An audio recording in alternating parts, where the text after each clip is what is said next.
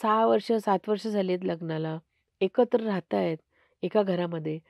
But surprisingly 3-3, 4-4 वर्ष त्यांच्यामध्ये no sexual intimacy at all. अशी खूप जोडपी माझ्याकडे एवढ्यात आलेली आहे. त्यांना असं वाटतं, की नाही आपल्याला एका गावात राहायचं एका शहरात राहायचं एका बिल्डिंगमध्ये राहायचं मग 10 वेळा लोकं ते पेल्टिंग करत राहतात. They keep throwing the stones. कधी करायचंय, कधी करायचंय? तर त्यांना असं वाटतं, की एकदा करून टाका. म्हणजे लोकांची तोंडं बंद होती. मग नंतर भले मुलगी घरी परत आली काय किंवा मुलाचं परत पुढे काय झालं काय, दॅट इज सेकंडरी. असं वाटत असेल, की आता मी हा माझ्या आयुष्यात लक्ष नाही घालणार आहे आणि ही माझ्या लक्षात तर मी माझ्या पाहिजे त्या पार्टनरसोबत जाऊ शकते. It's not like that. So that is why it is called as cooling period. Cooling म्हणजे तुम्ही डोकं थंड करा.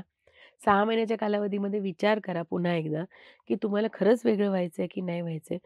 जोडप्यांनीच ठरवलं, की आम्ही 6 महिने एकत्र राहून बघतो आणि 6 महिन्यानंतर मग आम्ही ठरवतो, की आम्हाला एकत्र राहायला जमणार आहे की नाही, का हे घटस्फोट पुढे न्यायचे की नाही न्यायचे.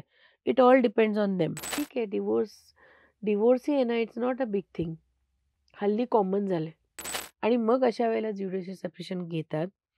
पण त्याच्यामध्ये फरक एवढाच आहे, की दोघांनी वेगळं-वेगळं राहायचं, वेगळे residential areas, be very transparent.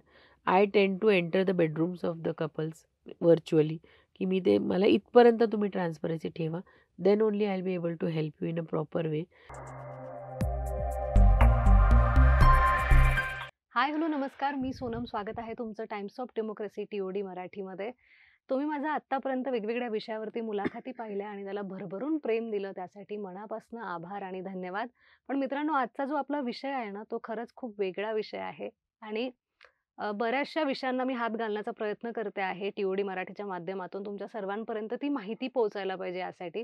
आजचा जो विषय आहे ना, त्या विषयातच एक्सपोर्ट आहे. म्हणजे त्या विषयाच्या नावातच एक्सपोर्ट आहे. तो म्हणजे घटस्फोट, डिव्होर्स. त्याबद्दल चर्चा करण्यासाठी माझ्यासोबत ॲडव्होकेट शाहीन शिंदे मॅम आहेत. मॅम, खूप खूप नमस्ते. स्वागत आहे तुमचं टी-ओ-डी मराठीमध्ये. Thank you so much. मॅमबद्दल मी भरभरून बोलू शकते, पण मी तुम्हाला एवढंच सांगेल, की मॅम एक प्रॅक्टिसिंग लॉयर आहेत आणि बाकी त्या भरपूर काही-काही करतात. ते मला असं वाटतं, की ते मॅमनीच तुम्हाला सांगायला पाहिजे, जेणेकरून तुमच्यापर्यंत ती माहिती थेट पोहोचेल. मॅम, परत एकदा खूप-खूप स्वागत आहे. Thank you so much. जितकं मी तुमच्याबद्दल ऐकलं आहे किंवा जितकं मी आतापर्यंत तुमच्याबद्दल रिसर्च केला आहे, तर मी जशी भारावून गेली आहे. बरंच काही-काही करत असता. एक थँक यू. 20 वर्षाचा अनुभव म्हटल्यानंतर ती खरंच खूप मोठी गोष्ट आहे. तरी तुम्ही बाकी एक लॉयर म्हणून तर काम करतच आहात. त्यासोबतच तुम्ही अजून कुठल्या-कुठल्या क्षेत्रात काम करता आणि तुमचं काम कसं चालतं? बरं. मी ॲक्चुअली सिन्स लास्ट 20 इयर्स मी प्रॅक्टिसिंग लॉयर आहे आणि माझं मॅक्झिमम प्रॅक्टिस माझी फॅमिली कोर्टातली आहे आणि मी पुण्याच्या फॅमिली कोर्टाची मेडिएटर पण आहे. सो आणि प्रायव्हेटमध्ये काउन्सिलिंग्स पण हं. करते. Post marriage, pre marriage counselling आणि प्री मॅरेज काउन्सिलिंगचे सेशन्स घेते मी. बिकॉज माझं असं वैयक्तिक मत आहे, की डिव्होर्स किंवा घटस्फोटचं जो प्रमाण वाढत चाललंय आता, तो कुठेतरी कमी करण्यासाठी म्हणजे आपण थांबवू तर नाही शकत हं. पूर्णपणे. पण कमी करण्यासाठी काय आपल्याला करता येईल? म्हणजे एक समाजाला आपण काहीतरी देणं लागतो असं जे मला मला वैयक्तिकपणे वाटतं. तर त्याच्यामध्ये मला असं वाटतं, की हे सेशन्स अरेंज केल्यामुळे घटस्फोटचं प्रमाण आपण कमी करू शकतो का? ह्याच्यासाठी माझे प्रयत्न चालू आहेत. आणि मग त्या अनुषंगाने मी कॉलेजेसमध्ये किंवा यंग जनरेशन जे आता म्हणजे म्हणजे जे लग्नासाठी बघतायत प्रपोजल्स किंवा अफेअर्समध्ये आहेत and they are planning to get married. मग त्यांच्यासाठी मी प्री मॅरेज काउन्सिलिंगचे सेशन्स घेते, लेक्चर्स घेते आणि त्यांना त्यांचं महत्त्व काय आहे आणि त्याला किती सध्या ती काळाची गरज आहे. तर त्या अनुषंगाने माझे प्रयत्न चालू आहेत. कमाल. येस. आता ॲक्चुअली कसं आहे, की एक मुलीचं म्हणा किंवा मुलाचं आयुष्य म्हणा, एक खूप महत्त्वाचा टर्निंग पॉइंट आणि एक महत्त्वाचा घटक असतं लग्न. आणि एकदा लग्न झालं, त्यानंतर जर सेपरेट व्हायचं असलं, की उसके बाद में बोलते हैं ना, ब्रेकअप नहीं होता है, सीधा डिवोर्स होता है. तर मला असं विचारायचं होतं, की लग्नानंतर जे सेपरेशन होतं, त्याला आपण डिव्होर्स म्हणतो. तर बरोबर. त्या डिव्होर्सचे प्रकार कसे आहे आणि तो जर कायद्याने घ्यायचा असेल, तर त्यासाठी काय प्रोसेस असतात आणि किती ओके, प्रकाराने ते घेऊ शकतो ओके. आपण? डिव्होर्स म्हणशील तर ते 2 प्रकार असतं. म्हणजे एक आहे की म्युच्युअली. हं. म्युच्युअल शब्दामध्येच सगळं आलं. म्हणजे की दोघांनी समंजसपणे ठरवून, की बाबा त्यांच्या लक्षात आलं, की नाही आता एकत्र राहू शकत आहे. समहाऊ कम्पॅटिबिलिटी इश्यूज आहेत. स्वभाव मॅच नाही करत हं, आहे. हं. आवडी फार वेगळ्या आहेत किंवा इतर पण इश्यूज असतात. काही-काही वेळेला सेक्शुअल इश्यूज असतात. म्हणजे त्याच्यातही त्यांना कोणीतरी एक कमी पडतंय किंवा काही म्हणजे इट कॅन बी एनिथिंग. मग काही कपल्समध्ये काय होतं, की ते ठरवतात, की नको कोर्टात जाऊन एकमेकांच्या अंगावर शिंतोडे उडवणं. पब्लिकमध्ये आपले नको चर्चा होणं. हं, म्हणून मग ते म्हणतात, की जाऊ दे तुझा मार्ग वेगळा, माझा मार्ग वेगळा आहे हं. आणि आपण शांतपणे बसून समंजसपणाने आपण वेगळे होऊया. एकमेकांच्यावर कुठलेही आरोप प्रत्यारोप न करता. मग अशा पद्धतीने जेव्हा दोघं ठरवून कोर्टात केस फाईल करतात, हं. ते दोघांनी एकत्रच करायचं असतं आणि that is called as mutual consent divorce. तर म्युच्युअल शब्दातच सगळं आलं. बरं आता म्युच्युअल म्हणशील तर त्याच्यामध्ये कधी-कधी काय होतं, की इतर केसेसमध्ये आपण बघतो, की ॲलिमनी मागतीये बायको किंवा कुठेतरी प्रॉपर्टीमध्ये हिस्सा मागतीये किंवा व्हॉटएव्हर. तर आता म्युच्युअलमध्ये काय होतं, की दोघांनी ठरवायचं.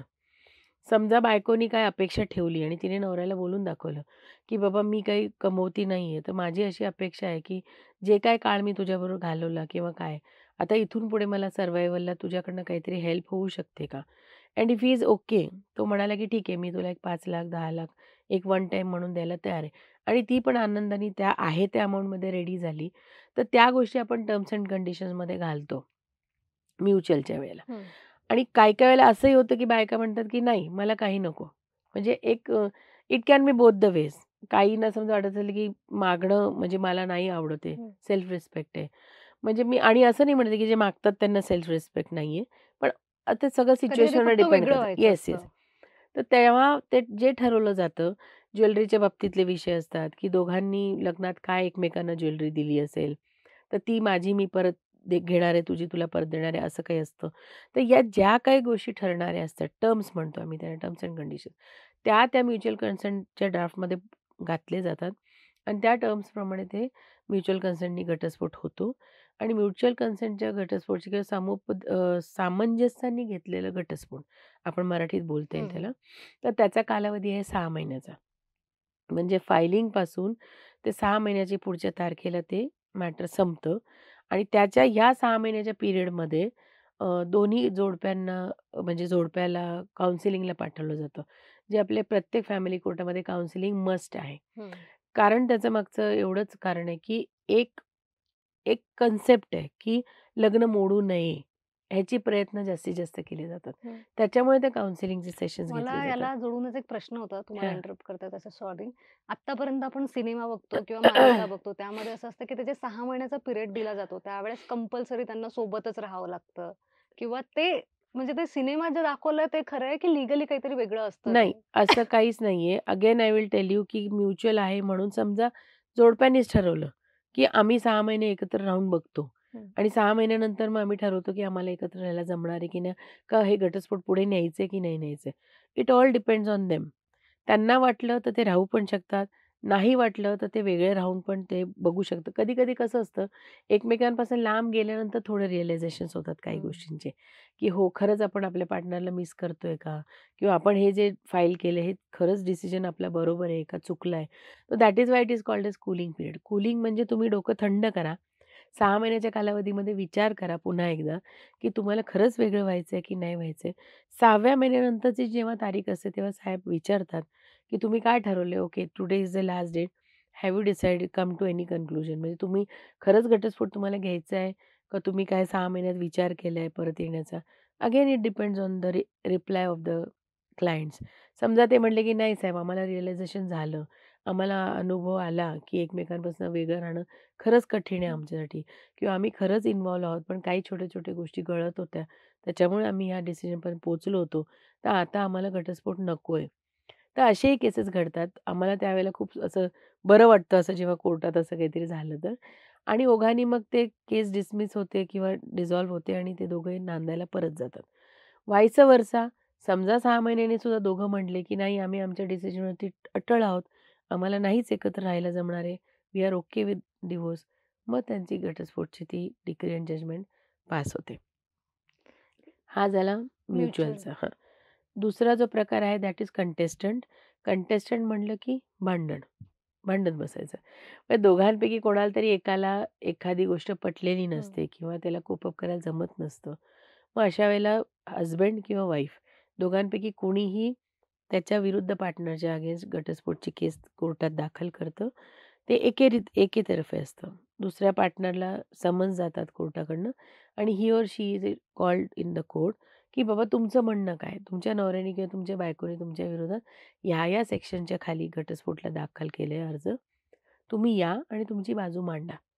आता सेक्शन 13 मध्ये खूप सारे ऑप्शन्स आहेत. म्हणजे आय-ए, आय-बी म्हणजे ते सगळे आपल्याला एक्सप्लेन करतात, की क्रुएल्टीचं ग्राउंड आहे, डेझर्शनचं ग्राउंड आहे. क्रुएल्टी म्हणजे असं नाही, की फक्त मारणंच होतीये हं. Physical. Cruelty can be of any sense. म्हणजे फिजिकल नाहीये, पण मेंटल टॉर्चर होतोय. सारखे टोमणे-टोटके बसतायत किंवा मग फायनान्शियल टॉर्चर आहे किंवा इमोशनल टॉर्चर आहे. या सगळ्या गोष्टी कम्स अंडर क्रुएल्टीच्या ग्राउंड. त्या ग्राउंडवर तुम्ही मागू शकता किंवा डेझर्शन म्हणजे नवरा किंवा बायको इन अ स्ट्रेच 1 वर्ष, 2 वर्ष तुम्हाला सोडून निघून गेलेले आहेत संसारातनं. ते परत यायलाच मागत नाहीये. तर त्याही परिस्थिती आपल्याला घटस्फोट मागता येतो. तर म्हणजे असे 2 प्रकार हे आहेत. 2 प्रकार आहेत. पण मी येस. एक अजून ऐकलं आहे, की ज्युडिशियल सेपरेशन. तर हा एक काय ही काय टर्म आहे किंवा हा एक काय कन्सेप्ट आहे? ओके. तर ज्युडिशियल सेपरेशन जे आहे त्याला आपल्या हिंदू कायद्याप्रमाणे म्हणजे हिंदू मॅरेज ॲक्ट 1955 च्या प्रमाणे सेक्शन 10 च्या खाली येतं. आता ज्युडिशियल सेपरेशनचं काय कारण आहे, की एकतर तुमचं दोघं नवरा-बायकोचं काही पटत नाहीये काही गोष्टी आणि दोघांनाही एकमेकांच्या कुठल्यातरी एखाद्या कारणामुळे त्रास होतोय. मग समजा ते ठरवतात, की नाही आपण एकदम घटस्फोट घ्यायचा निर्णय घ्यायला धजावत नाही मन किंवा असं वाटतं, की नको मुलं असतात काही-काही वेळेला जोडप्याला 1 मुलं आहे, 2 मुलं. मग त्यांचं कसं होईल? मग ते विचार काय करतात, की ठीक आहे एकदम डायरेक्ट घटस्फोटला जाण्यापेक्षा आपण थोडंसं वेगळं राहून बघूया. ज्युडिशियली सेपरेशन करून बघूया, की हं. काय आपल्यामध्ये फरक पडतोय का? किंवा काय सिच्युएशनमध्ये चेंजेस येतायत का? मग ते दोघांपैकी कोणीतरी एक किंवा दोघं मिळून ज्युडिशियल सेपरेशनसाठी कोर्टात अप्लाय करू शकतात. ते झाल्यानंतर कोर्ट पहिले बघतं, की काय ह्यांची नेमकी कारणं आहेत. म्हणजे फालतू कारणं नसावीत हं, हं. शक्यतो. काहीतरी सीरियस रिझन आहे, की बाबा चल नवरा रोजच काहीतरी दारू पिऊन येतोय, हं. बायको रोज समजवतीये, पण त्याला कळत नाही. दुसऱ्या दिवशी मात्र तो नॉर्मल झाला, की he is okay, he keeps telling sorry. पण मग ते कुठेतरी एक फेड होतात गोष्टी. मग ती म्हणते, की ठीक आहे आपण थोडे दिवस सेपरेट राहून बघू. काय फरक पडतो का तुझ्यामध्ये? आणि मग अशा वेळेला ज्युडिशियल सेपरेशन घेतात. पण त्याच्यामध्ये फरक एवढाच आहे, की दोघांनी वेगळं-वेगळं राहायचं, वेगळे रेसिडेन्शियल एरियाज. दोघांनी एकमेकांच्या एरियामध्ये इंटरफेअर नाही करायचं. एकमेकांच्या कुठल्या गोष्टीत इंटरफेअर नाही करायचं. फक्त फरक एवढाच असतो, की डिव्होर्स झालेला नसतो. म्हणजे they are just living apart from each other. तो दिवसचा ठप्पा डिव्होर्सचा ठप्पा म्हण किंवा लीगली त्यांचा जो नवरा-बायकोचं नातं आहे, हं, हं. ते संपलेलं नसतं. On paper they are husband end wife म्हणजे त्यांचे लीगल राईट्स पण सगळे नवरा-बायकोसारखेच राहतात. फक्त इंटरफेरन्स थांबतो एकमेकांच्या आयुष्यामध्ये. पण त्यांना दुसरं लग्न नाही करता त्या हा कालामध्ये. महत्वाचा हां, मुद्दा. लग्न नाही करत. म्हणजे असं वाटत असेल, की आता मी हा माझ्या आयुष्यात लक्ष नाही घालणार आहे आणि ही माझ्या लक्षात तर मी माझ्या पाहिजे त्या पार्टनरसोबत जाऊ शकते. It's not like that. मग वर्षभर समजा तुम्ही ज्युडिशियल सेपरेशनमध्ये राहिलात वेगळे-वेगळे आणि नंतर तुम्हाला वाटलं, की ठीक आहे आता हे आपण असं राहू शकतोय किंवा माझं काही ह्याच्या वाचून अडत नाही, की हिचं वाचून माझं काही अडत नाही. Then they can go for divorce. किंवा उलटंही होतं कधी-कधी, की नाही असं वाटलं, त्यांना खरंच वाटलं, की नाही आपण वेगळे नाही राहू शकत हं. किंवा वेगळे राहून तरी काय फारसे प्रॉब्लेम सॉर्ट आउट होत नाही. त्यापेक्षा आपण एकत्र राहून आपण आपले प्रॉब्लेम सोडवू शकतो का? हा विचार जर का झाला तर दे कॅन कम बॅक. एकंदरीत आपण जसं बघायला गेलो, की आता जसं जग बदलतंय, डिजिटल होत चाललंय, तसं-तसं लग्नाच्या ज्या पद्धती आहेत, म्हणजे आधी अरेंज मॅरेज व्हायचे, आता लव्ह मॅरेज व्हायला लागले आहे किंवा त्या काळात पण लव्ह मॅरेज व्हायचे. होते. पण आता डिव्होर्सचे प्रमाण पण तसेच वाढत चालले आहे आणि युजुअली आपण बघतोय किंवा रिसर्च बघतोय, की रिसर्च सांगतोय, की अरेंज मॅरेजपेक्षा लव्ह मॅरेजमध्ये डिव्होर्सचं प्रमाण वाढलं आहे. तर याबद्दल तुमचं काय म्हणणं आहे, की तुमच्याकडे कुठल्या केसेस येतात किंवा बरं. काय तुमचा अनुभव आहे? मी मी पर्टिक्युलरली किंवा पर्सनली मी या गोष्टीवरती बिलीव्ह नाही करत.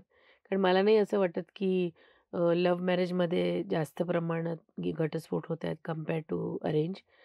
बट थोडासा प्रमाण पण खूप डिफरन्स नाहीये. ओके.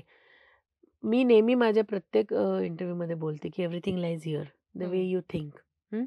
कुठलीही व्यक्ती कसा विचार करते, त्या विचारांवरती अवलंबून असतात गोष्टी, की तुम्ही कुठल्या सिच्युएशनला कसं कोप अप करताय किंवा त्याला कसं हँडल करताय. आता आपण असं म्हणतो बऱ्याच वेळेला असा ठपका ठेवला जातो, की हो लव्ह मॅरेज केलं ना, तुझ्या आवडीने तू केलं ना, बघ भोग आता फळं त्याची, असं होतं. बट ॲक्चुअलीमध्ये तसं नाहीये. बरेच असे केसेस माझ्याकडे आहेत जे अरेंज मॅरेज होते, पण तरी त्यांचं जमत नाहीये आणि लव्ह मॅरेज होते तरीही त्यांचं म्हणजे जे काही घटस्फोटचे मॅटर्स आहेत त्याच्यामधले मी सांगते. फक्त फरक काय होतो, की जेव्हा अरेंज मॅरेज असतं ना, तेव्हा पेरेंट्स कुठेतरी रिस्पॉन्सिबिलिटी घेतात. कारण त्यांनी ते लग्न ठरवलेलं असतं, सगळं बघून वगैरे. तर ते ती रिस्पॉन्सिबिलिटी कुठेतरी इनडायरेक्टली ॲक्सेप्ट करतात, की हो, आमचं कदाचित बघण्यात किंवा चूज करण्यात चूक झाली तुझ्यासाठी मुलगा किंवा मुलगी. बट जेव्हा लव्ह मॅरेजमध्ये काय फरक पडतो, की ते आपण ऑलरेडी एकमेकांना ओळखत असतो. काही महिन्यांसाठी म्हण किंवा काही वर्षांसाठी आणि मग असं वाटतं, की तेव्हा तुम्हाला सगळं छान वाटत होतं, एकमेकांच्या सवयी तुम्हाला माहिती होत्या. मग आत्ता काय झालंय? पण जसं मी म्हणते, की काहीही असलं तरी थोड्या वेळासाठी एकमेकांना भेटणं आणि त्यावेळेला तुमचे जे अ, काय त्याला आपण म्हणूया डिस्प्ले होणारे तुमचे जे हॅबिट्स आहेत, सवयी ते, त्यानंतर तुम्हाला एका छताखाली राहताना कदाचित त्याच्यामध्ये खूप सारे व्हेरिएशन्स हं. दिसू शकतात, की काय एखाद्याची आवड वेगळी असते, खाण्यापिण्याची आवड वेगळी असते. कित्येक वेळा खायच्या पद्धती असतात. म्हणजे माझ्या मागे माझ्याकडे एक 2-3 वर्षापूर्वी एक मॅटर आलं होतं. त्याच्यामध्ये तो नवरा शेतकरी फॅमिलीतला होता, साधा होता, पण शिकलेला होता. शिक्षणाचा इश्यू नव्हता आणि बायको जी होती ती कुठेतरी सिटीमध्ये आय-टी सेक्टरमध्ये काम करणार होती. पण तिने लग्न करताना सगळं बघून केलं. शेतकऱ्यांचा मुलगा आहे, दिसायला कसा आहे, म्हणजे हं. It was a arrange marriage. मग माझं म्हणणं काय आहे, की जेव्हा तुम्ही बघून ठरवून करता ना, देन यू शुड बी म्हणजे यू शुड अंडरस्टँड, की हो, हे मी चूज केलंय. मग तेव्हा तुम्ही ठरवा, की तुम्हाला हे चालतंय की नाही चालत आहे. लेटर ऑन असं झालं, की जेव्हा ते जेवायला बसायचे, त्या मुलाला शेतकऱ्या घरातला असल्यामुळे तर चुरून खायची सवय होती त्याला. हं. भाकरी रश्श्यात चुरून खायची. And she doesn't used to like that. ती म्हणाली, "काय तू असं गचाळ पद्धतीने खातो?" तो म्हणायचा, "अरे माझी हीच पद्धत आहे. मला असंच आवडतं." मग अशा ज्या गोष्टी आहेत, ह्या ॲक्चुअली ही फार किरकोळ गोष्ट आहे. पण मग म्हणून माझं म्हणणं काय, की तुम्ही जेव्हा जोडीदार निवडता ना, तेव्हा तुम्ही बघा, की बाबा तो जर का तुम्हाला शेतकरी फॅमिलीतनं आलेला आहे, तर तो साधा असणार, त्याची राहणीमान साधी असेल किंवा त्याच्या आवडी-निवडी, खाण्यापिण्याच्या सवयी वेगळ्या साध्या असू शकतात. आणि तुम्हाला जर का टेबल आणि खुर्ची आणि काट्या चमच्याचे तुम्ही एटिकेट्स पाळणारे असाल, तर तुम्ही किती कोप करू शकणार आहात? किंवा मग असू देत, पण तुमचं हे if you are okay with it, की ठीक आहे, हे तुझं कम्फर्ट लेव्हल आहे ना, तू मॅनेज कर. मला हे आवडतं, मी करते. Then it is fine. पण मग अशा गोष्टींमुळे सुद्धा प्रॉब्लेम्स होऊ शकतात. आपल्याला ऐकताना खूप किरकोळ वाटतात या गोष्टी. हं. पण हे पुढे जाऊन काहीतरी वेगळं स्वरूप घेतात आणि तो मुलगा खूप सबमिसिव्ह होतो स्वभावाने. मग त्याला असं वाटायचं की काय म्हणजे हिला हे आवडत नाही, ते आवडत नाही. सो जेव्हा 24 फायनली तास एक येस. सोबत राहायला सो लागतो, हां, तेव्हा बऱ्याचशा गोष्टी वेगळ्या कळायला असतात लागतात. आणि येस. त्यामुळे कळतात आणि त्याच्यामुळे त्याच्यामुळे सुद्धा होतात. कधी-कधी कॉन्फ्लिक्ट्स होतात. आणि राहता राहिला प्रश्न लव्ह मॅरेज, अरेंज मॅरेजचं, तर ते सगळं आपण नंतर आपल्या पार्टनरसोबत कसं वागतो. कोऑपरेट करतोय, हं. कसं ॲडजस्ट करतोय आणि मी म्हणते प्रत्येक रिलेशनशिपमध्ये ॲडजस्टमेंट आली. माय-लेकीच्या रिलेशनमध्ये पण ॲडजस्टमेंट असते. जेव्हा आईनी जन्म दिलेला असतो मुलाला तरीसुद्धा त्याच्यामध्ये ॲडजस्टमेंट असते. मग हे तर 2 वेगळे जीव असतात जे एकमेकांना अनोळखी असतात अगोदर हं. आणि मग ते एकत्र येतात. तर मग ते होणारच थोडंफार. पण तुम्ही किती प्रमाणात जाऊन एकमेकांसोबत ॲडजस्ट करता, किती एकमेकांच्या सवयी समजून घेता आणि किती एकमेकांच्या फीलिंग्सला रिस्पेक्ट देता. That is most important. म्हणजे आता आपल्याला लहानपणापासून लग्न म्हटलं, की एक ॲडजस्टमेंट आपल्या डोक्यात हां, सुरुवातीपासून मोठे असे टाकत असतात, की थोड्याफार गोष्टी ॲडजस्ट कराव्या लागतील किंवा ॲडजस्टमेंट लग्न म्हणजे एक ॲडजस्टमेंट असंच ॲडजस्टमेंट आहे. म्हटलं जातं. म्हणजे जर ग्रामीण भागात नाही किंवा शहरी भागात नाही, ते घरातलं एक असतं बरोबर. अपब्रिंगिंग जे म्हणतं, की ॲडजस्टमेंट करावीच लागेल लग्नानंतर. तर तुम्हाला काय वाटतं किती प्रमाणात ती करणं योग्य आहे? हे बघ, मी म्हटलं जसं की ॲडजस्टमेंट प्रत्येक नात्यात असतं. हं. दोघी बहिणी असल्या तरी कधी-कधी दोघींचे स्वभाव एकदम वेगळे हं. असतात. हं. पण तरी जेव्हा तुम्ही एकत्र राहता एका घरामध्ये करता ना ॲडजस्ट कित्येक गोष्टीमध्ये. एका बहिणीला वाटतं एका बेडरूममध्ये झोपतात, पण ती म्हणते मला फॅन नकोय. कमी एक हवा. म्हणते मला फॅन पाहिजे. मोठा पाहिजे. मग अशा वेळेला तुम्ही काहीतरी मध्य काढता, की चल ठीक आहे 3 वर नको आपण 1 वर फॅन ठेवूया. तुला हे म्हणजे that is called adjustment. When you I am giving small examples just for the sake of that. आता ॲडजस्टमेंट लग्नानंतर म्हटली तरी ॲडजस्टमेंट ही आहे, 100% आहे. त्यात दुमतच नाहीये. पण फक्त ॲडजस्ट करताना तुम्ही किती आणि जसं तू म्हणाली, की कितपत करावं, हे अगेन दॅट इज प्रत्येकाची चॉईस. जसं मी तुला म्हटलं, की आता समजा मग त्या मगाचच्या मॅटरमध्ये ती ॲडजस्ट करायला जर का तयार नसेल, की ह्याला ही खायची पद्धत आहे. हं. तर मग तिथे कॉन्फ्लिक्ट होणार. ॲडजस्ट आणि एक्सेप्ट की हा हां, असा आहे. एक्सेप्ट करा.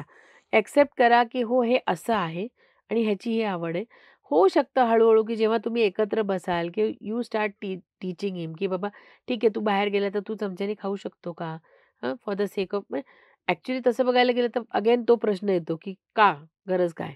पण देन ठीक आहे. म्हणजे तुम्हाला जेव्हा कम्युनिकेशन हां, कम्युनिकेशन महत्त्वाचं आहे आणि तुला त्यांनी पण कुठेतरी समजून घेतलं समजा, की ठीक आहे, मग आपल्या बायकोला हे आवडतं ना, ठीक आहे, मी घरी आहे, मी असं पण तू म्हणते तर बाहेर आल्यावर किंवा तुझ्या फ्रेंड सर्कलमध्ये आल्यावर, तुझ्या कंपनीच्या लोकांमध्ये आल्यानंतर I will try to change myself. तो थोडा चेंज दोघांकडनंही अपेक्षित असतो, की थोडा तुम बदलो, थोडा मैं बदलती हूँ and then the life is going to be harmonious. पण तोच बदल एक्सेप्ट करणं पहिली गोष्ट, की हे असं आहे. त्यात किती कम्युनिकेशन करून तुम्हाला बदल घडवता येतं का ते बघणं आणि मग तुम्ही किती एकत्र राहू शकताय. हे सगळ्या गोष्टी मॅटर करतात. पण ॲडजस्ट करायचंच नाही म्हटलं, असं ठरवलं, then nothing can be smooth. आणि ॲडजस्ट करणं पण एक लिमिटपर्यंत असावं. हं. जसं तू म्हटली, की कितपर्यंत करावं. पण असं नाही म्हणणार मी, की एखादा म्हणतो, की "नाही तू उठ, इथे मला ह्या वेळेला इथे बसलेली तू पाहिजे किंवा उभा राहिलेला तू पाहिजे." आणि त्यांनी प्रत्येकाला नको जाऊ दे. आपल्या पार्टनरला आवडताना मग करूया, करूया, करूया. ठीक आहे, इट हॅज अ लिमिट. उद्या मग काय होतं, की गैरसमज वाढतात, की समोरचा माणूस आपल्याला टेकन फॉर ग्रँटेड करायला लागतो, की हां, ह्याला हे केलं तर कितीही दाबलं तरी चालतंय. सो प्रत्येक व्यक्तीने हे ठरवायचं, की मला माझी लिमिट कुठपर्यंत आहे. हं. कुठपर्यंत मी ठराविक गोष्टी टॉलरेट करू शकते आणि कुठे मला म्हणायचं, की नाही बास थांब इथे. That is very important. मला असं म्हणायचं होतं, की तुम्ही असं बोलले, की एक लिमिट सेट करावी लागते. पण हां, आता याला एक एज्युकेशन आणि एक म्हणजे ना आपण म्हणतो, की शहरी भागातल्या मुली स्वतःसाठी स्टँड घेऊ शकतात आणि त्या ठरवू शकतात, की नाही हे बस झालंय. पण ग्रामीण भागातल्या मुलींचं मी बघते, की त्या ज्या काही गोष्टी घडत जातात त्यांच्यासोबत त्या म्हणजे सहन सोसत करतं. जातात, सहन करत जातात. तर तिकडे डिव्होर्सचे प्रमाण किंवा तिकडे स्टँड घेणाऱ्या मुली आहेत का? शहरी भागात आणि ग्रामीण भागात डिव्होर्सचं प्रमाण किती आहे आणि ते कितपत समोर येतं खऱ्या कारणांसोबत? बरोबर. अगेन फार डिफरन्स नाहीये. म्हणजे रिसर्चप्रमाणे पण म्हणशील, तर अर्बन आणि रुरल किंवा शहरी आणि गावाकडच्या ह्याच्यामध्ये फार अंतर नाही. काही अ, आपण म्हणू शकतो काही पॉइंट्सचा फक्त डिफरन्स असू शकतो. आणि आता जो हा प्रकार आहे ना, हा अ, शहरीमध्ये म्हणशील तर तू जसं म्हटली आय ॲग्री विथ दॅट, की मुली इथे शिकलेल्या आहेत, जॉब करतायत, नोकऱ्या करतायत, लाखांमध्ये पगार घेतायत. मग त्यांचा थोडासा इगो नाही म्हणणार मी, पण सगळंच ओव्हरऑलच त्यांचं बूस्ट झालेलं असतं, की एक सेल्फ कॉन्फिडन्स तर असतोच, प्लस थोडासा इगो पण असतो, की मी अशी आहे किंवा मी हं. आता हे एवढं हे करते, तर मी का ॲडजस्ट करू? बट गावाकडचे जे आहेत त्यांना कुठेतरी हे घुटीतनंच दिले गेलेलं असतं, की दिल्या घरी तू सुखी राहा. तर तू हं. इथे गेली, इथनं तुझी डोली उठली आणि तिथनं तुझी वहाँ अर्थीच से बाहेर अर्थी पडली पाहिजे. आएगी. हां. तर ह्या ज्या आता अर्थात त्याच्याने थोडंसं म्हणजे सहन करण्याच्या ऑप्शनमध्ये पॉइंटवर म्हण किंवा ॲडजस्ट करायच्या पॉइंटवर तर फरक पडतो. ओके. पण मी परत तेच म्हणते, की बाबा तुम्ही ठरवायचंय. मी ठरवणार आहे, की मला कुठपर्यंत गोष्टी चालणार आहेत किंवा कुठपर्यंत चालणार नाहीत. आणि घटस्फोटचं प्रमाण म्हणशील तर दोन्हीकडे फार डिफरन्स नाहीये.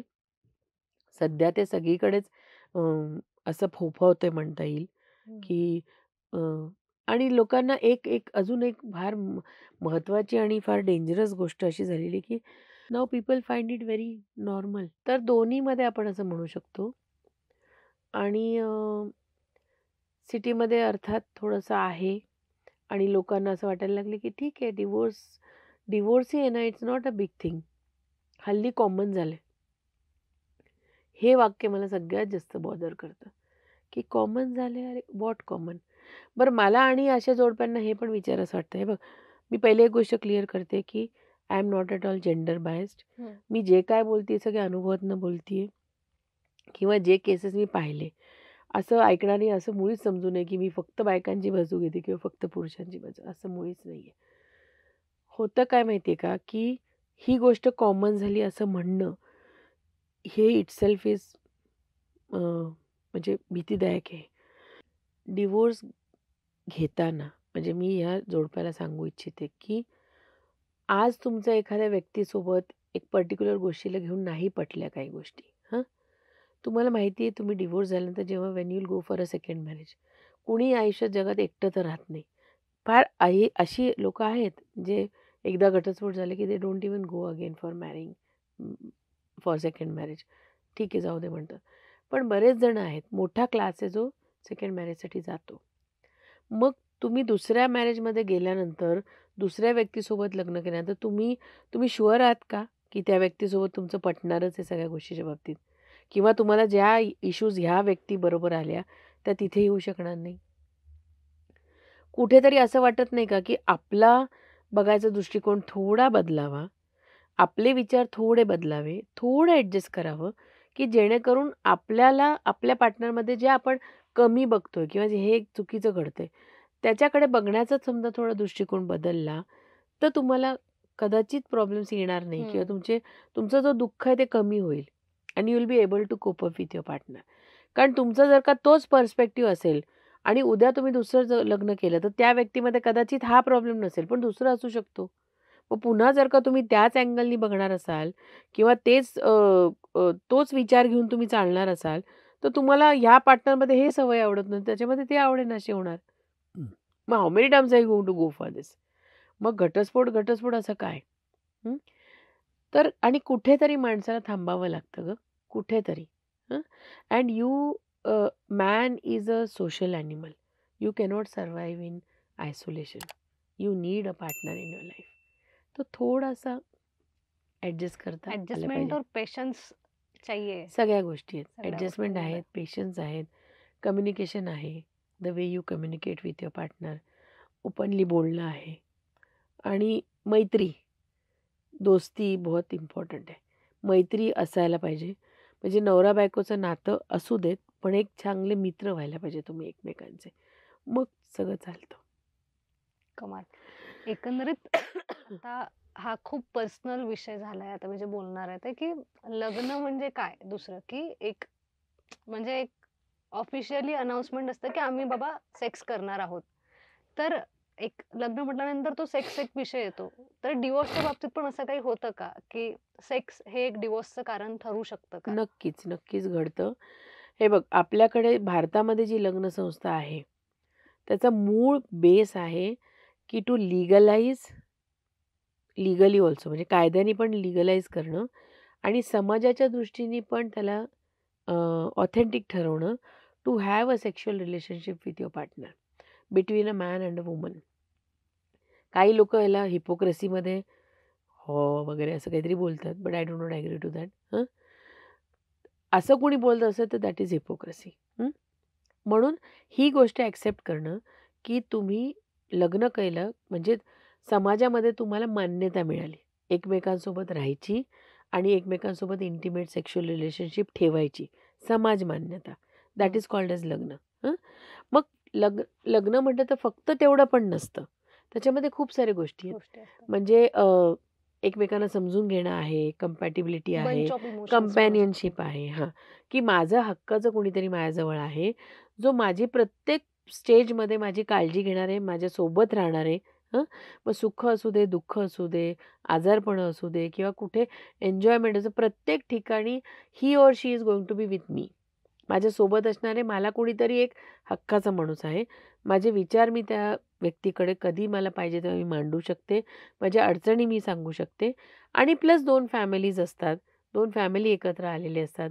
आई-वडील, सासू-सासरे खूप गोष्टी आहेत आणि प्रत्येक स्त्रीला आणि पुरुषाला दोघांनाही एकच तेवढं नातं नसतं.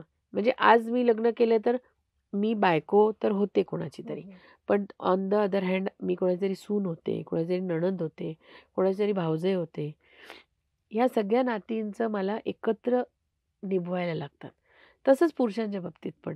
समजा एखाद्या मुलाने लग्न केलं, तर तो कोणाचा तरी जावई होतो, कोणाचा तरी अ, जीजा होतो किंवा an number of relationships are there जे आपल्याला सगळ्यांना जस्टिफाय करावं लागतं. सो लग्न हे दोन्ही गोष्टींचं मिश्रण आहे.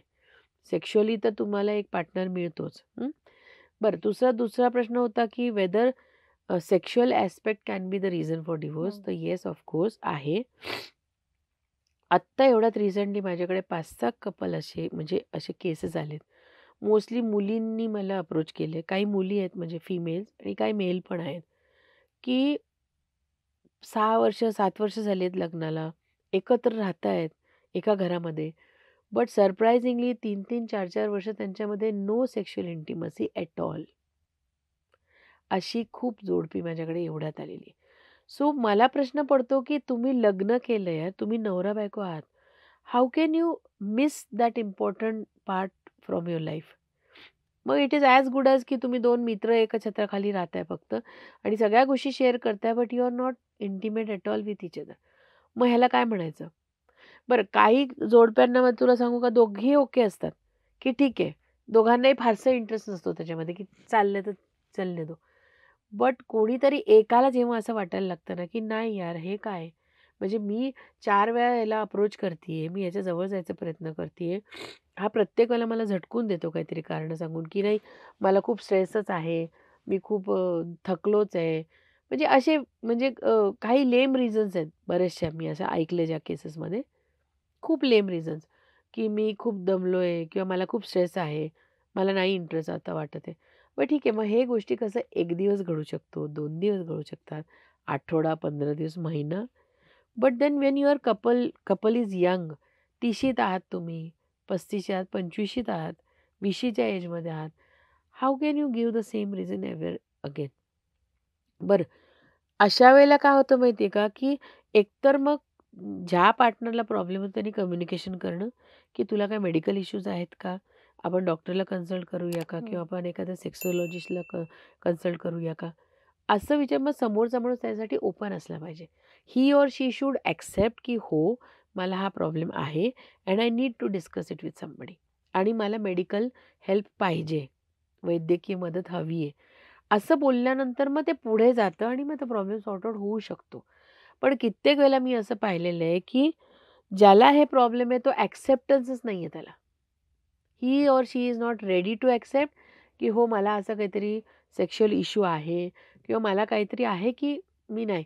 म्हणजे तिथे तो इगो येतो, की मी काय एक्सेप्ट करू, की मला प्रॉब्लेम आहे काहीतरी. अरे पण तुला तुझ्या बायकोशी किंवा तुझ्या नवऱ्याशीच डिस्कस करायचं आहे ना. You are not asked to go and speak it in public. आणि तुमचं मॅरिटल लाईफ हार्मनी आणि पीस अँड हार्मनीमध्ये जर का ठेवायचं असेल आणि त्याच्यासाठी तुम्हाला हे पाऊल उचलायची गरज पडत असेल, तर व्हाय नॉट? प्रॉब्लेम काय आहे?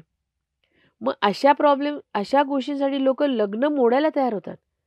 पण ते जाऊन त्या प्रॉब्लेमला सोल्युशन शोधायला तयार होत नाहीत. हा एक मोठा इश्यू आहे. म्हणजे आता आणि मध्यंतरी 1-2 मॅटर माझ्याकडे असे पण आले, की जिथे मुलींना प्रॉब्लेम होता सेक्शुअली आणि त्यांनी डिस्क्लोज केलं नाही लग्न करताना आणि अर्थात तो नंतर नवऱ्याच्या लक्षात आल्यावर मग then there was a chaos, की मग हे काय मला फसवणूक झाली माझी. होऊ शकतं. तो हे करण्यामध्ये मग मला असं वाटतं, की तुम्ही असं खायच्या ऐवजी असं खाताय. हं. म्हणजे तुम्ही आधी काही डिस्क्लोज नाही करणार. नंतर तुम्ही लग्न झाल्यानंतर अर्थात त्या पार्टनरच्या कधीतरी लक्षात येणार 8 दिवसांनी, 10 दिवसांनी आणि मग प्रॉब्लेम्स चालू होणार आणि मग त्याच्यावर भांडायचं आणि मग सेपरेशनला यायचं. So instead why not go for a easier way? Way. म्हणजे तुम्ही पहिले डिस्कस करा किंवा तुम्ही ओळखून घ्या. आता समजा काही इश्यूज आहेत माझ्यामध्ये, I should know my body, I should know my self, की हो मला हे प्रॉब्लेम आहे. ते एक्सेप्ट करा. You go ahead and communicate with your partner, की हो असं-असं आहे. एकतर लग्नाच्या आधीच या गोष्टी हं. विचार करायला पाहिजे. कारण आणि तुला सांगू बऱ्याच वेळेला लोकांना असं वाटतं ना, की नाही काय लग्नानंतर होईल सगळं ठीक. हं, हं, बघू हं. पुढचं पुढे. अरे पण तुम्ही एखाद्याच्या आयुष्याशी खेळताय. त्याचं आयुष्य तुम्ही पणाला लावताय. ती व्यक्ती, समोरची व्यक्ती तुमच्या चुकीमुळे त्याला पुढे घटस्फोट घ्यावा हं, लागणार आहे हं, किंवा हं. त्याच्यावरती वेळ येणार आहे किंवा तिच्यावर येणार आहे. पण त्याच्यावर तो किंवा तिच्यावर तो शिक्का बसेल ना हो, की डिव्होर्सचा. डिव्होर्सी आहे. नंतर जेव्हा ती किंवा तो दुसरं लग्न करायला जातील, तेव्हा त्यांना तसेच स्थळ येणार, डिव्होर्स झालेले किंवा एखादं मूल-बाळ असेल, ज्याची बायको वारली किंवा ज्याचा नवरा गेलाय. मग why? Who gave you the right to play with others life, others emotions? मग तुम्ही त्यापेक्षा आधी क्लिअर कित्येक वेळेला तुला सांगू का, एक मध्यंतरी असं पण होतं मॅटर, की the girl was having an affair with somebody else आणि तिने ही गोष्ट तिच्या नवऱ्याला सांगितली होणाऱ्या हं. आणि त्यांनी पण समजून-उमजून सगळं केलं आणि नंतर मग तो त्याचं भांडवल करायला लागला. काही झालं की, "हो, मग तुझं ते होतं ना." अरे, मग तू समजून-उमजून केलं ना. हं. हं. मग नंतर त्याला त्या विषयाला घेऊन तिला टॉर्चर करायचं किंवा ते काहीतरी बोलायचं किंवा मग घटस्फोटपणे विषय न्यायचा. कशासाठी? बऱ्याच वेळेला असं पण होतं मला असं म्हणजे असं माझं परसेप्शन आहे. मला असं वाटतं, की सायकॉलॉजिकली लोकांना असं वाटत असेल, की लग्न झालं ना, म्हणजे काही-काही वेळेला आई-वडिलांना पण असं वाटतं, की मुलगी ह्या कारणामुळे लग्न न करता घरी बसणार, म्हणजे 100 लोकं 100 गोष्टी बोलतील, की हिचं काहीतरी आहे. त्यापेक्षा लग्न लावून द्या, मग घरी आली तरी चालणार आहे. मग लोकांना कसं होतं एक काय त्याला म्हणता येईल, की अ, एक सिम्पॅथिक घेता येते. हं. अहो नाही, लग्न लावून दिलं, एवढं सगळं केलं आणि मुलगाच बरोबर नाही निघाला किंवा मुलगीच सूनच बरोबर नव्हती. मग आमच्या मुलाचं आयुष्य बरबाद केलं किंवा आमच्या मुलीचं केलं. मग ते बोललेलं चालेल. व्हॅलिडेशन पण मिळतं ना त्यांना हां, समाजाकडनं एक्झॅक्टली. एक, की मग ते चालतं. मग लोकं बोलताना पण "अरे नाही यार, खरं त्यांनी करून दिलं होतं, पण असंच झालं पुढे." They get the reason. But पडद्यामागे काय लपलेलं आहे, हे कोणालाच माहिती नसतं. हं. Actual reason is something different. आणि हे जर का आधी एक्सेप्ट करून म्हटलं, की नाही करायचं लग्न, असा-असा इश्यू आहे तिला किंवा त्याला, तर मग 100 लोकं 100 गोष्टी बोलणार. आपल्याकडे मेन प्रॉब्लेम काय माहिती आहे का? स्टिग्माचं पण आहे, सोशल स्टिग्मा. हं. लोकांना असं वाटतं नाही तरुण मुलगी घरात आहे किंवा तरुण मुलगा कधी करणार लग्न ह्याचं किंवा हिचं? लोकांना त्या चांबा चौकशा फार असतात आणि आपला समाज आहे ना त्याच्यामुळे घाबरतो कुठेतरी. त्यांना असं वाटतं की नाही आपल्याला एका गावात राहायचं एका शहरात राहायचं एका बिल्डिंगमध्ये राहायचं मग 10 वेळा लोकं ते पेल्टिंग करत राहतात. They keep throwing the stones. कधी करायचंय, कधी करायचंय? हं, हं. तर त्यांना असं वाटतं की एकदा करून टाका. म्हणजे लोकांची तोंडं बंद होती. मग नंतर भले मुलगी घरी परत आली काय किंवा मुलाचं परत पुढे काय झालं काय, दॅट इज सेकंडरी. आता युजुअली एक कॉर्पोरेट सेक्टरमध्ये मी जॉब करते आहे किंवा कॉर्पोरेट सेक्टरमध्येच काम करते. जर्नलिझम म्हटलं तरी एक वेगळी फील्ड आहे, पण जे फ्रेंड सर्कल आहे ते सगळे कॉर्पोरेट सेक्टरमध्ये आहे. एक्स्ट्रा मॅरिटल अफेअरचं प्रमाण खूप वाढलं आहे. एक्झॅक्टली. तर म्हणजे एकतर ते होतात का याच्याबद्दल आपण बोलू शकतो आणि त्याच्यानंतर दुसरा प्रश्न असा आहे त्याला, की ते पण डिव्होर्सचं कारण ठरू शकतं आणि त्यालाच अजून निगडून असं आहे, की सेक्स हे एक्स्ट्रा मॅरिटलचं कारण असू शकतं का? असू शकतं. आता एक्स्ट्रा मॅरिटल अफेअर म्हणशील ना, तर पहिले कसं म्हणजे it was connected with adultery also. आता अडल्टरी डिक्रिमिनलाईज झालंय. म्हणजे पहिले तो एक गुन्हा होता हं. कायद्याच्या दृष्टीने. त्याला शिक्षा होती, पर्टिक्युलर सेक्शन होते लावलेले. आता ते डिक्रिमिनलाईज झाल्यामुळे ते होत नाही. म्हणजे एखादी व्यक्ती म्हणजे एखादा पुरुष दुसऱ्या पुरुषाच्या बायकोसोबत त्याचे काही सेक्शुअल रिलेशनशिप असतील, संबंध असतील, तर तो गुन्हा ठरत नाही आता. पहिले गुन्हा होता, ओके. आता नाहीये. बरं, आता तू म्हणते, की समजा बायकोला लक्षात आलंय, की आपल्या नवऱ्याचं काहीतरी बाहेर अफेअर आहे किंवा नवऱ्याच्या लक्षात आलं, की बायकोचं काहीतरी आहे. तर तो एक it can be a ground for divorce. तो किंवा ती त्या बेसवरती घटस्फोट मागू शकते, की तुझं आहे अफेअर असं मला कळलंय आणि मला आता तुझ्यासोबत राहायचं नाही किंवा व्हाईस व्हर्सा सॉर्ट अगेन करू हां, शकतो. की तुम्हाला अ, नवऱ्याला वाटते, की तुझं अफेअर आहे आणि मला कळलंय आणि मला तुझ्यासोबत राहता नाही येत आहे, लेट अस गेट सेपरेटेड. तर येस, एक्स्ट्रा मॅरिटल अफेअरमुळे डिव्होर्स घडू शकतात, घडतात. फार कमी प्रमाण म्हणजे लाखातला एखादा माणूस किंवा बाई असू शकते. अ, बायकांचं प्रमाण मी म्हणेन, की जास्त असेल समजून घेणाऱ्यांपैकी, की "हो ठीक आहे, आहे, इट्स ओके. आहे, इट्स ओके. पण आता तू परत ये." म्हणजे ओके असलं तरी त्याचा अर्थ असा नाही, की you continue with that girl or with that boy. पण मी माफ करू शकतो एकदा तुला किंवा करू शकते. पण तू परत ये. आणि मी म्हणेन, की इथे मी असं परत असं वाटायला नको, की जेंडर बायस्ड होतीये का काय हं, मी. हं. बट देन बायका थोड्याशा सोशिक आहेत त्या बाबतीत, असं मी म्हणेन, की ती नवऱ्याला माफ करू शकते, करते पण. पण पुरुष स्त्रीला इतक्या सोप्या पद्धतीने माफ नाही करणार. जसे आपल्या मूव्हीजमध्ये पण आपण बघितलेलं बऱ्याच वेळेला, बघितलंय. की आहे असं. The moment the husband asked the question, की "मी परत येऊ शकतो का घरात? तू मला माफ केलं का?" तर जर का तिने हेच जर का मी केलं असतं, तू मला माफ केलं असतं का? And if the answer is no, then that explains everything. कमाल. असे असू बरंच शकतं. काही नवीन ऐकायला मिळतंय मला. पण एक म्हणजे मी अमरावतीसारख्या शहरातनं येते आणि म्हणजे किती नाही म्हटलं तरी तो इतका म्हणजे लिबरल लोकांचा एरिया नाही म्हणू शकत आपण किंवा अ, असं म्हणजे मेट्रो सिटीजसारखं तिकडे असं फास्ट लाईफ नाही चालत. तर तिकडे प्रत्येक मुलीची डिपेंडन्सी आईवर असते आणि मुलाची डिपेंडन्सी आईवर आणि घरच्यांवरती असतं. मग कधी-कधी असं नेहमी बघितलं जातं, की घरच्यांच्या इंटरफेरन्समुळे पण डिव्होर्स होतात किंवा रिलेशनशिप ओढलं जातं, ताणलं जातं. तर याबद्दल तुम्ही काय सांगाल? हो. अ, पालकांचा इंटरफेरन्स पण आहे आणि बऱ्याच केसेसमध्ये मला जेव्हा कन्सल्टेशनला लोकं येतात, तेव्हा असं म्हणतात, की "मॅडम, तो ना त्याच्या आईचं फार ऐकतो. हं. आई म्हणेल तसंच वागतो." किंवा परत उलटं, की नवऱ्याला असं वाटत असतं, की हिची आई ना हिला फार गोष्टी शिकवते. हिची आई, हिची बहीण सतत हिचे कान फुंकत असतात आणि ती तिच्या हिशोबानेच वागते. तर येस, इंटरफरन्स आहे आणि इंटरफरन्स पण कसं माहिती आहे का, की आता काय झालंय, आपल्याकडे न्यूक्लिअर फॅमिलीज आहेत एकतर मॅक्सिमम आणि आपण पॉप्युलेशन कंट्रोलचं कारणाने म्हण किंवा काय, बऱ्याच जणांना एकुलता एक मुलगा किंवा एकुलती एक मुलगी असते. मग they become very possessive about that child. एक तर त्यांनी सगळं ठरवलेलं असतं, की आयुष्यात सगळ्या गोष्टी त्याला एकट्यालाच द्यायच्या आहे किंवा तिला एकटीलाच द्यायचं आहे. जे काय चांगलं देता येईल, चांगलं खाणं-पिणं, चांगले कपडे-लत्ते, चांगलं एज्युकेशन. म्हणजे दोघंही नवरा-बायकोचं फोकस फक्त तेवढा एक अपत्यावर असतं. हं. मग ते ओव्हर अ टाईम पिरियड काय होतं, पिरियड ऑफ टाईम ते पॉझेसिव्ह होतात त्याच्या बाबतीत किंवा तिच्या बाबतीत ओव्हर पॉझेसिव्ह होतात. हं. मग लग्न झाल्यानंतर काय होतं, की ऑटोमॅटिकली इंटरफरन्स वाढतो. बरं आता लग्न करताना स्थळ बघताना पण मुलीसाठी पण आई-वडील नाही आपल्या शहरातच असावं, पुण्यातलंच असावं, मुंबईचं राहणं तर मुंबईतलंच असावं. त्याचं मागचं कारण हे पण असतं, की बाबा आम्हाला नको लांब नाही पाठवायच्या मुलीला. कनेक्टिव्हिटी. कनेक्टिव्हिटी राहावी. बरं दुसरा म्हणजे आत्ताचा जो आहे तो फोन सगळ्यांच्या हातात आहे. ग्रामीण असो किंवा शहरी असो. फोन असल्यामुळे काय होतं, की मुलगीचं लग्न होऊन गेली. एक 4-8 दिवसांनी आई फोन करणार. "काय चाललंय तुझं? कसं चाललंय? ठीक आहे का? हो आई मी बरी आहे" वगैरे. "मग आज काय स्वयंपाक केला?" "मग अमुक-अमुक भाजी बनवली." हं. "मग हो का?" किंवा ती विचारायला फोन करते, "ही भाजी कशी बनवायची?" "I will explain." हं. मग नंतर ती म्हणणार, "मग तू आज का स्वयंपाक करतीये?" "सासू नाही वाटतं घरात." हं. मग ती म्हणणार, की "हो, जरा त्या बाहेर गेल्या." हं. "बघ हं, रोज-रोज सवय करू नको ह्याची. नाहीतर मग ती काय तुझ्यावर ढकलून देईल सारखं." मग मला काय म्हणायचंय, की तुम्ही एकतर फोन आहे हातात म्हणून avoid making conversations every day or every weak.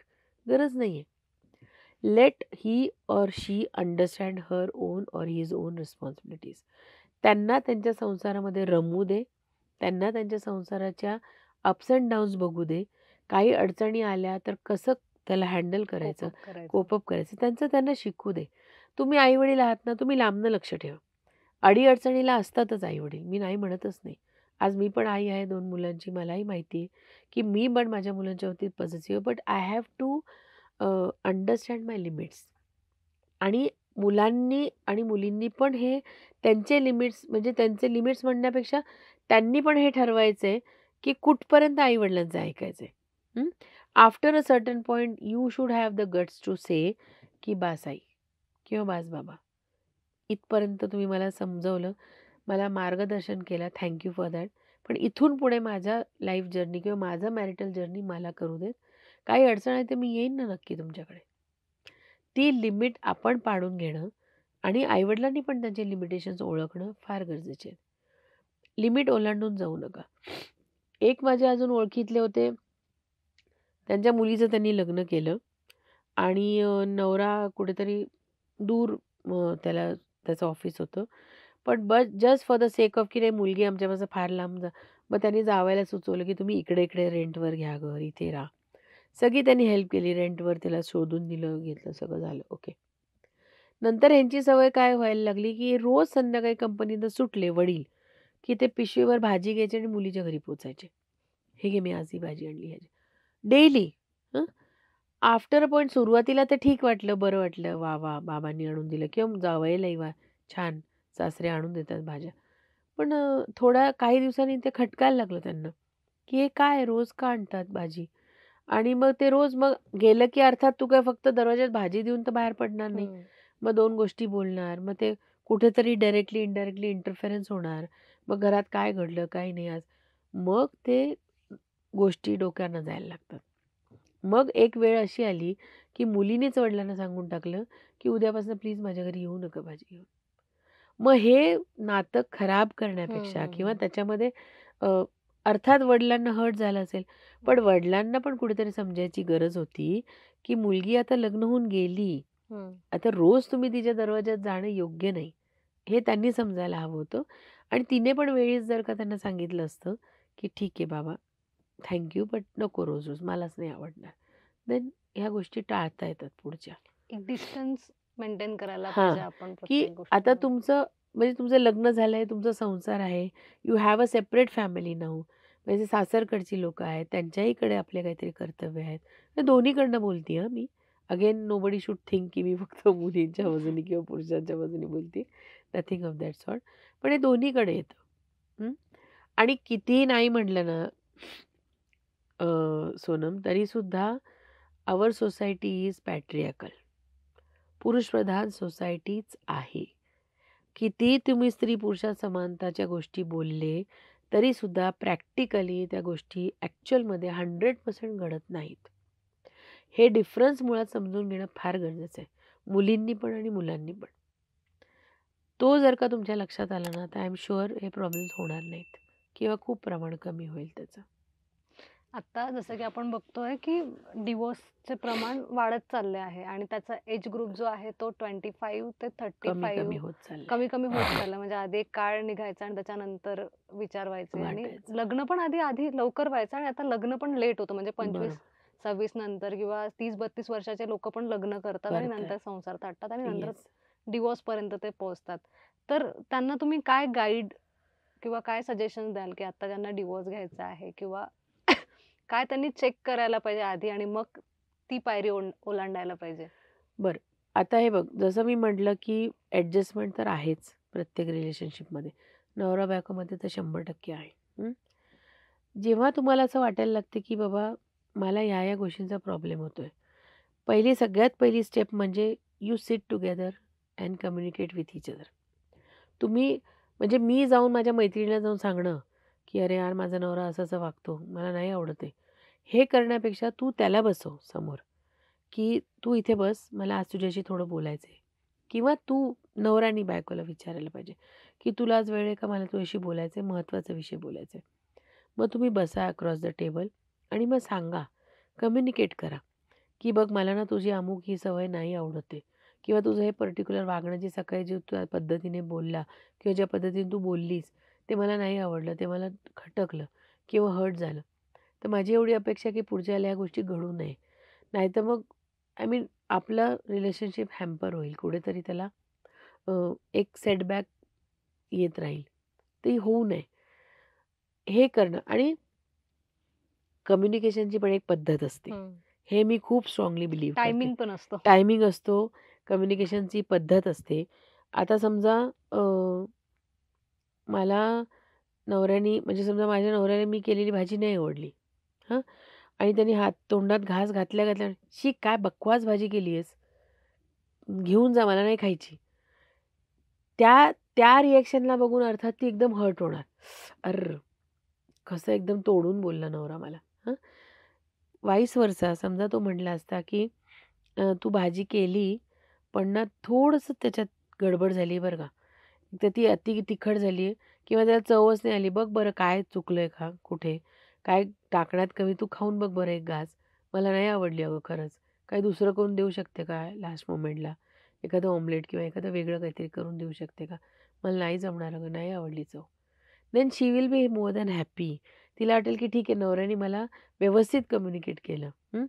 "हो का? अरे अच्छा थांब मी बघते खाऊन. हो खरंच की नाही झाली चांगली. थांब, थांब तू 2 मिनिटं मी देते तुला काय किंवा काहीतरी चटणी देते, काहीतरी देते." हं. This is the way of communication. हां. पण तुम्ही ताट फेकून देणार असाल, तर मग तिला अर्थात तो शॉकिंग होईल, हर्ट होईल. सेम वे समजा नवऱ्याची एखादी गोष्ट तुला नाही आवडली. हं. की तो आलाय कामावरनं आणि त्याने वस्तू फेकली काहीतरी आणि तो समजा रोज करतोय तीच गोष्ट. तर मग त्याला एकदा बसून सांगायचं, की "बाबा तू रोज-रोज नको ना असं टाकू. मी पण दिवसभर काम केलेलं असतं. तू आल्यावर 4 गोष्टी फेकतो, ते मलाच आवरायला लागतात. तर तू प्लीज थोडी सवय चेंज करू शकतो का तुझी? किंवा हे तू इथून उचलून तिथे लावलंस तर मला बरं वाटेल. He will also understand. काय होतं माहिती का तुला सांगू? जेव्हा डोकं थंड असतं ना, तेव्हा माणूस विचार करतो, की त्याला विचार करायला चालना मिळते, की हो, समोरच्या व्यक्तीने आपल्याला काहीतरी शांतपणे कम्युनिकेट केलेलं आहे, प्रेमाने कम्युनिकेट केलं, तर हो, मी विचार केला पाहिजे ह्याच्याबद्दल. But the moment you retaliate एकदम फाडकन समजा ती बोलली, हं. "काय तुला अक्कल आहे का काय? का आल्याला दररोज तू वस्तू इकडे-तिकडे फेकतो? मी फेड अप झाली बरं का तुझ्या वागण्याने आणि परत हे इथे असं पडलेलं तिचं मी चालवून नाही घेणार हां." मग तिथे तो त्याचा इगो पण हर्ट होतो. हं. "अरे बायको आहे तू माझी, अशी बोलते माझ्याशी?" परत मी तुला म्हटलं, की स्त्री-पुरुष समानतेच्या आपण कितीही गोष्टी बोलल्या तरीसुद्धा थोडंसं पुरुषप्रधान सोसायटी असल्यामुळे, समाज असल्यामुळे थोडंसं ते वर्चस्व दाखवतच राहणार आणि ते दाखवतातच. सो बायकांनी पण आता मला असं म्हणायचं आहे, की स्त्रियांना अशा वेळेला, की तुम्ही स्मार्ट व्हा. तुम्ही स्मार्ट व्हा. यू डिसाईड, की तुम्हाला ते कसं गोडीत हँडल करायचं कसं त्या व्यक्तीला आपण तुला जसं पाहिजे तसं तू मोल्ड करू शकते. दोघंही नवरा-बायको एकमेकांना. पण ते कम्युनिकेशन करताना प्रेमाने, हळुवारपणाने आणि मैत्रीच्या अँगलनी करा. 100% फरक पडतो. The way you communicate that is very important. हाडतूड करणार असाल तर खूप प्रॉब्लेम येतात. हाडतूड करणार असाल तर डिव्होर्स होऊ शकतो. म्हणून एकदम प्रेमाने हँडल करा आणि कम्युनिकेट करा म्हणजे गोष्टी सॉर्ट होतील आणि जर तुम्हाला हे नाही जमलं, तर तुम्ही यांच्याकडे जाऊ शकता. काही नो, हरकत नाही. मी तर तुला सांगू का, मी नेहमी म्हणजे माझ्याकडे येणाऱ्या क्लायंट्सना माझं पहिला एकतर मी 2-3 गोष्टी पहिले मुद्दे हं. क्लिअर करते. एक तर की माझ्यापासून काही लपवायचं नाही. Be very transparent. I tend to enter the bedrooms of the couples virtually, की मी ते मला इथपर्यंत तुम्ही ट्रान्सपरन्सी ठेवा. Then only I will be able to help you in a proper way. दुसरी गोष्ट, सगळं त्यांचं ऐकून घेतल्यानंतर माझा पहिला प्रश्न असतो, की काही कारणाने तुम्हाला कोप अप करता नाही येणार का? रिजुव्हनेट करता येणार नाही का? एकत्र सॉर्ट राहता नाही नाही येणार, होऊ शकत. सॉर्ट आउट नाही होणार का? किंवा सॉर्ट आउट करण्यासाठी तुम्हाला असं वाटतं का, की तुमच्या पार्टनरला पण आणलं किंवा आपण त्याच्याशी किंवा तिच्याशी बोललो तर काही फरक पडू शकतो? असं वाटलं आणि कुठेही मला थोडीशी जरी अशी हिंट मिळाली, की हो, होऊ शकतं. Then I try my level best, की त्यांचं रिकन्सिलिएशन व्हावं. बट काही जोडपी अशी असतात, की ते एकदम कन्फर्म असतात, की नाही, आम्हाला राइट. नाहीच जमणार आहे. मग त्यावेळेला देन आय सजेस्ट देम, की okay, what are the ways to go ahead for डिव्होर्ससाठी काय करायला लागेल वगैरे, वगैरे. आणि जसं तू मगाशी म्हणाली, तर डिव्होर्सपर्यंत विषय जाऊ नये म्हणून जे पावलं घ्यायची, की पहिले तुम्ही कम्युनिकेट करा तुमच्या पार्टनरशी. Instead of going and telling outside something, तुम्ही त्याच्याशी किंवा तिच्याशी मोकळेपणाने बोला. ते बोलून झाल्यानंतर समजा काही मेडिकल इश्यूज असतील, तर ते सॉर्ट आउट करता येतात का मेडिकली, कोणाची मदत घेऊन डॉक्टरची किंवा आणखीन, तर ते बघा, प्रयत्न करा. तेही होणार नसेल आणि तुमच्या विचारसरणीमध्येच खूप फरक असेल, बदल असेल, तर मग तुम्ही अगदीच तुम्हाला ठरवलं की नाही राहता येते, तर माझं म्हणणं आहे की शक्यतो म्युच्युअल कन्सेंटच्या मार्गाने वेने. जा. म्हणजे एकमेकांवरती कोर्टामध्ये शिंतोडे उडवणं अव्हॉइड करता येईल आणि सामंजस्याने तुम्हाला वेगळं होता येईल शांतपणे. त्याच्यामध्ये 2-3 गोष्टी होतात. एक तर मानसिक ताण तुम्हाला राहत हं. नाही. तुमचा पैसा पण वाचतो, तुमचा वेळ वाचतो. 6 महिन्यामध्ये तुम्हाला ह्याच्यातनं मार्ग काढता येतो. आणि अगदीच झालं तर असे कितीतरी केसेस आहेत, की जिथे अशक्य आहेत काही गोष्टी सहन करणं. मग तेव्हा आपण कंटेस्टंटचा मार्ग उरतोच होतं. त्यांच्यासाठी. एक मला विचारायचं होतं त्याला जोडूनच प्रश्न, की आता एक डिव्होर्स घ्यायचं ठरलं आणि त्यांनी घेतला पण डिव्होर्स, तर त्याला फॅमिली आणि किड्स असतात, तर त्यांच्यावरती काय परिणाम होतो आणि त्यांना ते अफेक्ट नाही व्हायला पाहिजे म्हणून कपल्सनी काय काळजी घ्यायला पाहिजे? हे सगळ्यात महत्त्वाचा प्रश्न आहे डिव्होर्स या विषयामध्ये. म्हणजे मी नेहमी बोलते, की ज्या कपलला मूल-बाळच नाही आहे ना, त्याचं ठीक आहे एक वेळेस. कारण कस्टडीचा, व्हिजिटिंगचा विषय येत नाही. पण ज्या जोडप्यांना मुलं आहेत, 1 असो ते 2, त्यांनी 100% त्या बाळाचा विचार करणं फार गरजेचं आहे. आणि खूप अनुभवातनी मी बघितलंय, की घटस्फोट होत असताना शक्यतो मुलांचं कस्टडी आईकडे राहते. हं. स्पेशली जी लहान मुलं आहेत 10 वर्षापर्यंत, 15 वर्षापर्यंतची. तर मग आई काय करते, की वडिलांना भेटू देत नाही मुलांना. हं. सगळ्याच आया अशा करत नाहीत, पण करतात बऱ्याचशा. बिकॉज काय असतं, की त्यांना त्यांचा इगो सॅटिस्फाय करायचा हं. असतो, की या माणसामुळे मला त्रास झाला ना, आता तू पण बघ त्रास कशाला म्हणतात ते.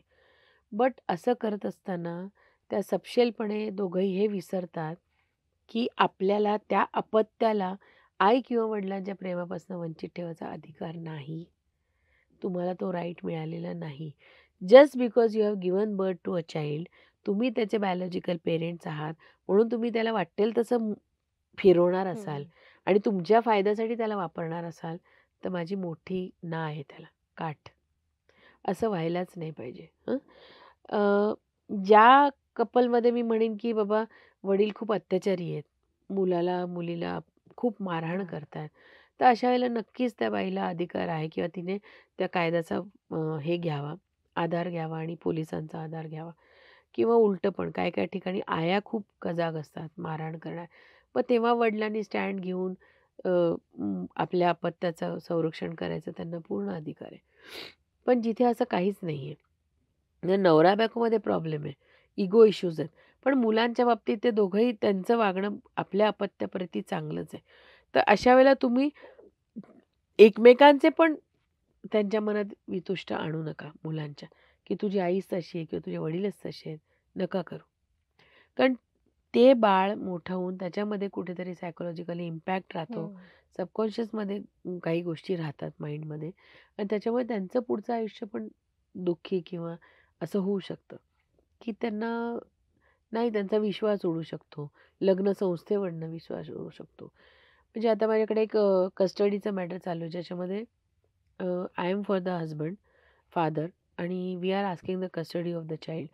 आता व्हिजिटिंग राईटमध्ये काय होतं, की कोर्टाकडे नवरा किंवा बायको ज्याच्याकडे कस्टडी आहे बाळाची, त्याचा अपोझिट पेरेंट जो आहे, तो हं. व्हिजिटिंग राईटसाठी अर्ज करतो, की मला माझ्या बाळाला भेटायची मला परवानगी मिळावी, कारण परवानगी ही हवी. किंवा तो मला भेटू देत नाही. अशा वेळेला कोर्टाकडनं ऑर्डर होते, की आठवड्यातून एकदा भेटा किंवा 15 दिवसातून एकदा भेटा, कुठे भेटा, सगळं ठरतं कोर्टामध्ये. तर त्या पद्धतीने ह्यांच्यामध्ये असं ठरलं, की कोर्ट प्रिमाइसेसमध्येच त्या तारखेच्या दिवशी त्यांनी त्या बायकोनी मुलाला घेऊन यायचं आणि वडिलांना भेटवायचं. तर ती मुलाला घेऊन येते आणि तो मुलगा आला, की तो वडिलांसोबत खेळतो, चांगला टाईम स्पेंड करतो. मग तो मध्येच काय करतो, एक अर्धा पाऊण तासाने तो आईला जाऊन भेटून येतो, काही 1-2 मिनिटात. तो तिथून आला, की त्याचं रिएक्शन एकदम त्याची बिहेवियर एकदम चेंज होतं वडिलांप्रती. म्हणजे मागच्या वेळेला इतकं हे झालं, की त्यांनी जोरात वडिलांना नाकावर ठोसा मारला, त्या नाकातनं रक्त यायला लागलं. म्हणजे तुम्ही काय असं त्याला ट्युटर करताय, फीड करताय. फीड करताय, की तो आता आता गेला ना म्हणजे का? व्हाय? आय हॅव बाप दॅट आहे तो क्वेशन. त्याचा. हां, बाप आहे. बरं तो बाप आहे, तुम्हाला त्याच्यावर सूड उगवायचं आहे ना. पण तुम्ही जेव्हा मुलाचा हत्यार म्हणून वापर करताय, हं. ते मुलाची पर्सनॅलिटी तुम्ही बिघडवताय. तुम्ही त्याला कुठेतरी निगेटिव्ह गोष्टींकडे पुश करताय, की हे करणं योग्य आहे असं इनडायरेक्टली कुठेतरी त्याला सांगताय. मग उद्या तो मोठा झाल्यावर त्याला रस्त्यावर पण कोणाशी भांडण करताना, मारामारी करताना तो विचार नाही करणार. Because he has somewhere in his mind, की माझ्या आईने तर माझ्या बाबाला सुद्धा मला कुठेतरी सांगितलं, की हं. दे त्याला एक ठोसा किंवा त्याला वाग त्याच्याशी असं. काही फरक पडत नाही किंवा तो माणूस तुझा दुश्मनच आहे. त्याच्या मेंटॅलिटीचं काय? त्याच्या विचारसरणीचा, त्याच्या पर्सनॅलिटी डेव्हलपमेंटचं काय? एक एज पण त्याचा. हां, त्याचा विचार तुम्ही करता का? तुम्ही आज नाही तर उद्या त्याला काहीतरी उलटं-सुलटं शिकवून तुम्ही जाणार. हं. आई-वडिलांच्या बाबतीत जे मगाशी तू म्हटली त्याच्यात अजून एक मला मुद्दा आत्ता हे आठवलं म्हणून जोडते, की आई आणि वडील पण आपल्या मुलांना काय कायमचे पुरत नाहीत. हं. आपलंही आपण ओल्ड एजमध्ये जाणार आहोत. कधीतरी आपली generation we are going to pass away. त्यांना कोण आहे मागे? नवऱ्याला बायको, बायकोला नवरा. बायकोला ना. हं. मग तुम्ही कुठपर्यंत लिमिट ठेवायची? तसंच याही बाबतीत, की तुम्ही आज तुमच्या मुलाचं तुमचं त्याचं मन तुम्ही कलुषित करताय आईच्या विरोधात किंवा वडिलांच्या विरोधात. उद्या तुम्ही काहीतरी त्याला गेला, या जगातनं गेलात. मग त्याला कोण राहणार आहे? आई गेली तर वडील राहणार आहे, वडील गेले तर आई राहणार आहे. किंवा दोघंही गेले समजा, तरी त्याला या समाजात वावरायचं आहे ना पुढे. त्याचं जोपर्यंत आयुष्य असेल तो.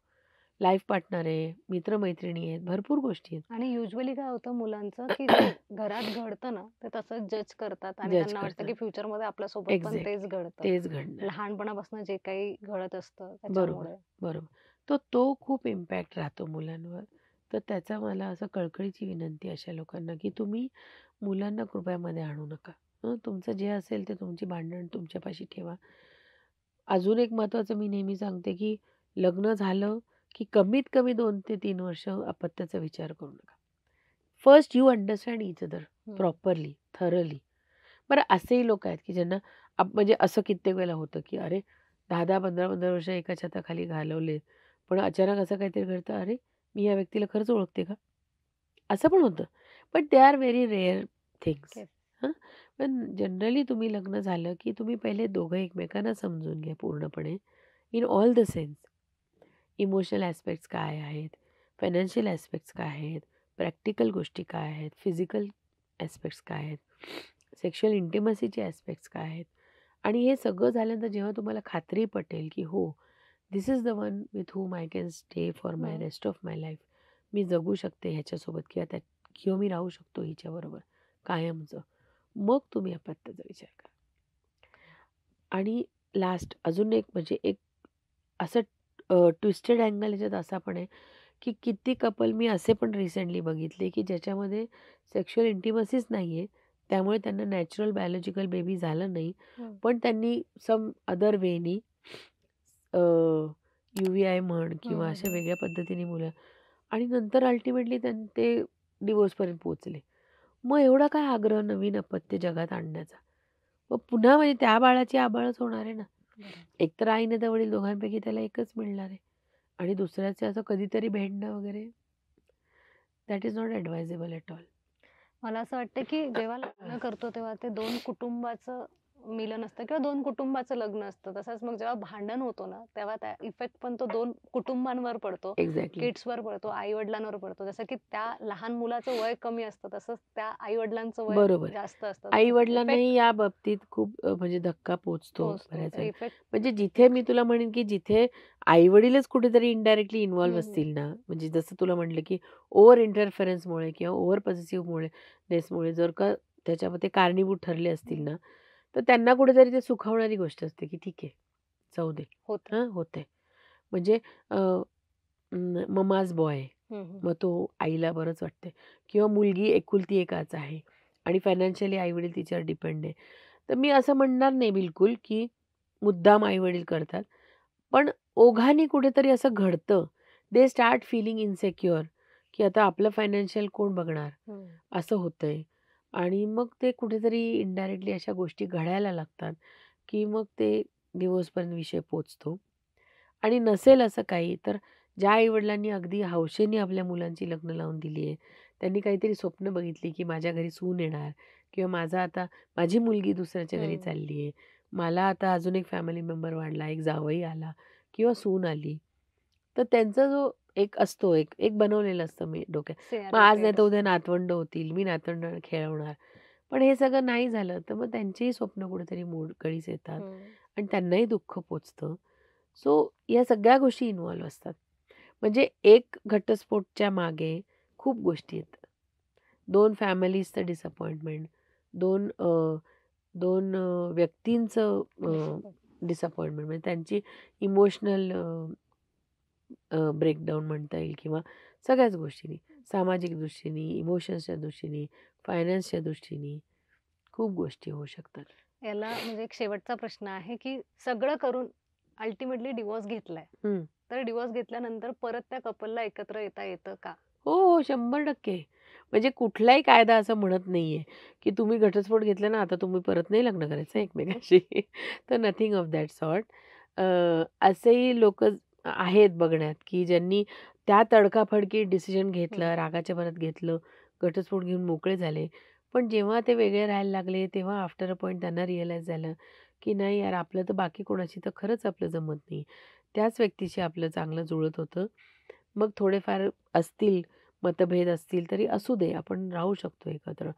Then they can definitely approach each other परत. पण एवढंच आहे की त्या दोघांनाही एकमेकांची बरोबर परत यायची दोघांनाही इच्छा पाहिजे. म्हणजे फक्त बायकोला वाटतंय, की हं. "अरे, मी चूक केली माझ्या नवऱ्याला सोडून" आणि ती परत गेली, की "अरे, मला परत तुझ्या आयुष्यात यायचंय." समजा त्यांनी त्याचे हे मूव्ह दरवाजे ऑन बंद केलं करून असेल. टाकले असतील, की "नाही आता मी नाही परत मला या भानगडीत पडायचं किंवा मी नाही तुझ्यावर परत तोच विश्वास टाकू शकत." किंवा नवरा बायकोकडे परत गेला, की झालं ते झालं, पण मला परत तू हवी आहेस. तर तिला जर का ते विश्वास टाकणं शक्य नसेल, तर मग विषय वेगळा आहे. पण दोघांनाही जर का वाटत असेल, की नाही आम्ही आम्ही जे केलं ते चुकलं आमचं. आम्हाला यायचंय परत एकत्र. They can any time go and मॅरी अगेन.